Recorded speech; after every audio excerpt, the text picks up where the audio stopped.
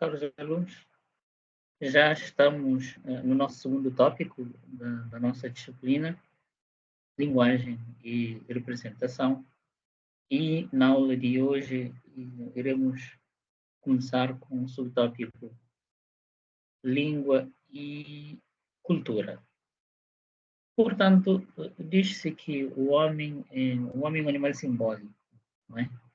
E quer dizer que o homem é um animal que constrói símbolos. Isto é uma outra forma de dizer que o homem é um animal com cultura. Este é um aspecto que diferencia o homem dos demais animais. Isto é algo que diferencia o homem, sobretudo dos animais, sobretudo dos hominídeos, que são mais próximos do humano em termos de características físicas e comportamentais, como, por exemplo, o chimpanzé.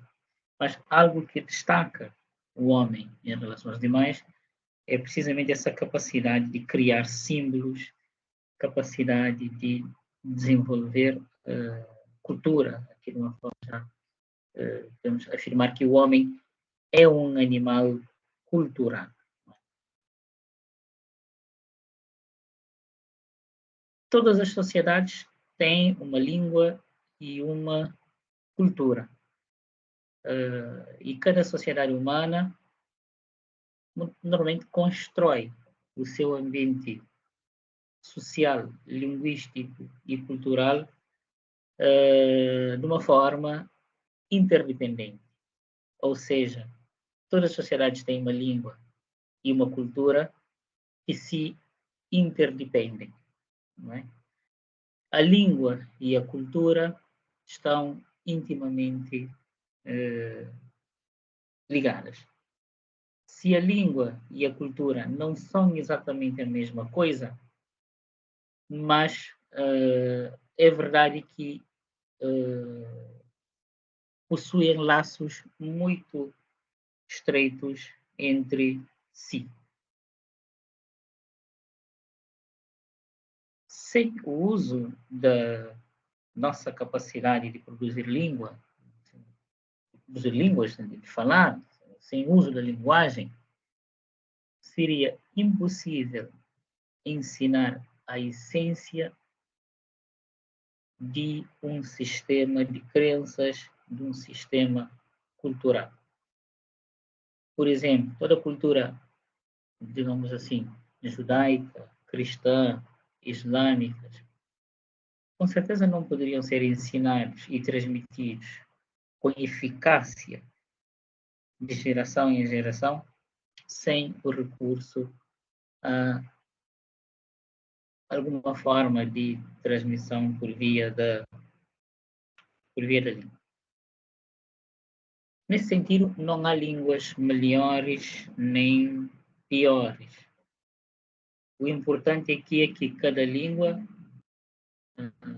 serve para dar resposta ao ambiente cultural e social das pessoas que dela fazem uso. Portanto, cada língua está ajustada à cultura em que é utilizada e que se podem inventar ou adaptar novas formas de falar que acompanham quaisquer possíveis mudanças culturais. Portanto, a língua serve para cobrir o imaginário da comunidade que o utiliza. Todas as línguas servem igualmente bem como sistemas de comunicação entre os membros de uma sociedade que a tenham aprendido a associar os mesmos significados aos mesmos sons. Uma língua é de inestimável valor apenas na sociedade onde é habitualmente utilizada. Nós valorizamos a nossa língua porque é nossa, né? E porque ela representa a nossa realidade, o nosso imaginário, o nosso mundo, os nossos sonhos. mas não podemos também ficar numa análise limitada. Não é só a língua e tudo o que lhe está associado. As insígnias, os rituais, as festas, os jogos, as modas, os costumes, a literatura, as artes, os jogos, não são mais do que formas simbólicas em que a experiência humana nelas contida se torna também algo intermutável. Não é? E a língua é um elemento fundamental em toda a forma de expressão artística, cultural e identitária. Portanto, o início da atividade simbólica seria, então, determinante para o aparecimento do homem enquanto ser social. Não é? Só existe atividade social no momento em que há troca de símbolos, a troca de sinais. Não é? Dois seres humanos se comunicam por símbolos. Assim, podemos considerar que não só a língua, mas toda a cultura é um conjunto de formas simbólicas. Os sistemas socioculturais são fundamentalmente estruturas integradas de comunicação. Quase tudo na cultura se comunica. Isso é um fato. Né? Por exemplo, um sinaleiro, quer dizer, aqui para além da língua em si, mas dos sinais, o sinaleiro é, por exemplo, uma figura a título exemplificativo que comunica, né, com base em sinais e ações. Portanto, quando um sinaleiro se encontra num cruzamento, numa rua, tem um uniforme próprio que comunica a sua identidade enquanto agente de autoridade, ele faz movimentos e com os movimentos comunica com o trânsito, com as pessoas que circulam, com os sons, com o apito também. Isso tudo são formas de comunicar também. Mas por aí, este mesmo sinaleiro, por exemplo, pode vestir seu uniforme e, por exemplo, realizar a sua cerimônia de casamento com o seu uniforme de agente de autoridade. Mas já é um outro momento que emite e que demanda outros sinais, não é? Este mesmo uniforme, simultaneamente símbolo e objeto cultural, no primeiro caso indicava uma função, no segundo caso também nos indica uma outra função, outra utilização, né? Noivo, casamento, de um agente de autoridade.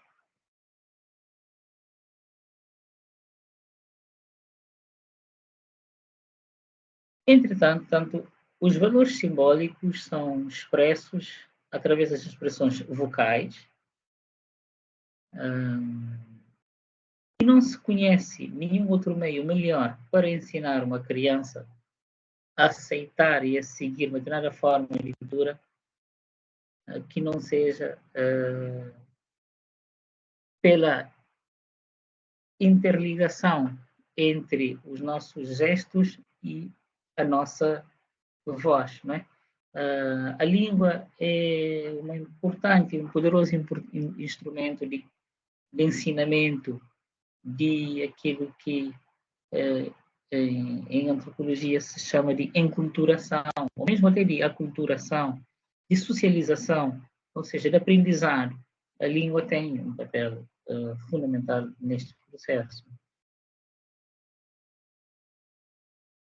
As expressões faciais, aqui um grupo social pode atribuir significados simbólicos, são de uma vastidão enorme e nos dão amplas possibilidades diferentes de uso de várias expressões, querendo significar várias situações diferentes.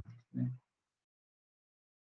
Sons como assobios, cliques, roncos, soluços, podem ser tão convencionais, mesmo na língua, como as consoantes e as vogais. Portanto, aqui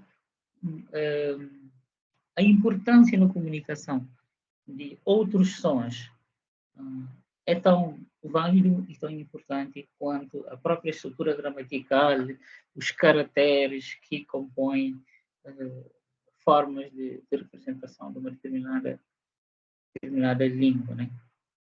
Contudo, se exige que sejam utilizados no quadro discursivo articulado por forma que cada unidade de som seja suficientemente distinta e que tenha um princípio e um fim para que se possa compreender.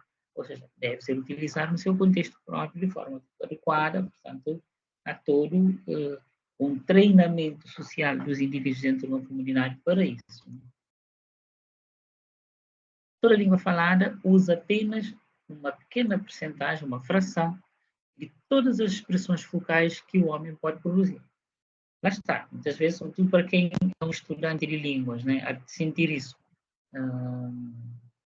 O nosso universo linguístico não nos possibilita usar toda a capacidade humana de produzir sons, né? Há sons que um estudante de língua inglesa vai ter dificuldade, o estudante cabo-verdiano de língua inglesa pode ter dificuldade de expressar uma determinada palavra em língua inglesa, né? Sendo um cidadão nativo de língua cabo-verdiana, né? Da mesma forma, um cidadão em inglês, nativo de língua inglesa, pode ter dificuldade em aprender uma palavra em língua portuguesa ou em língua cabo-verdiana por fazer parte de um conjunto de sons em relação aos quais ele não está habituado. Um outro exemplo, por exemplo, os chineses tradicionalmente têm alguma dificuldade com a letra R. Quer dizer que no seu universo, provavelmente no seu universo de sons que a língua chinesa lhes possibilita, pode ser que há pouca presença de expressões que carregam no R. Né? É isso, portanto, nenhuma língua por si só faz uso de todas as expressões vocais. Cada língua tem, portanto, um número finito de sons aos quais os que a falam atribuem determinado significado. Os linguistas, além de estudarem os sons e a sua ordem e ocorrência, preocupam-se também com a integração em frases e contextos significativos. Isso é, por demais, relevante. Né?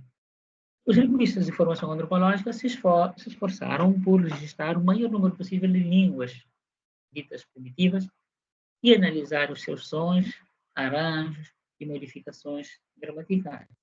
Procuram também mostrar até que ponto uma língua pode refletir o ambiente físico ou cultural onde se insere. Né? E é isto que é a parte talvez mais importante aqui para as nossas aulas de introdução aos estudos da cultura. Aqueles que habitualmente conversam uns com os outros formam uma comunidade linguística, mas dentro dessa comunidade podem existir formas diferentes de falar. As crianças podem falar de uma forma, as expressões e as formas de falar próprias das crianças, os homens e as mulheres podem ter suas diferenças. Para grupos residentes em lugares diferentes, ou educados de forma diferente, dentro de uma mesma sociedade, classes sociais diferentes podem também desenvolver formas de falar diferentes, né? Até há pouco tempo julgava-se que, como certo, que os pensamentos de uma pessoa ditavam a sua escolha das palavras. Né? Hoje, tal sequência está a ser posta em dúvida. Alguns linguistas modernos são de opinião que pode ser o contrário, ou seja, as palavras que o indivíduo utiliza podem dirigir e moldar o seu pensamento. É uma discussão que vale a pena seguir. Já se tentou, no passado, implementar uma língua franca, uma língua internacional. No caso do Esperanto, por exemplo. O fracasso não deu certo, mas o fracasso não é devido a qualquer falta de habilidade técnica por parte dos linguistas. O que se esquece frequentemente é que nenhuma língua existe fora de uma sociedade, fora de uma cultura. Criar uma língua fora de uma sociedade, fora de uma cultura, uma língua franca que possa ser utilizada por todos, não tem sido possível porque a língua também é um meio de difusão cultural, é um meio de expansão e de afirmação de uma determinada cultura. Por isso, muitas vezes, um país que é militarmente forte, economicamente forte e que tem alguma liderança a nível mundial, acaba por ter na sua cultura um veículo também de dominação sobre os outros povos. E a língua é um elemento que entra nessa equação. Todas as línguas refletem os antecedentes culturais dos que a falam e dão indicações sobre o seu universo e a maneira como as pessoas a interpretam. Isso repetimos, quer dizer, dominar uma língua é dominar a sua cultura. E dominar uma língua é também dominar a mentalidade e o contexto da população que usa. E assim ficamos por aqui.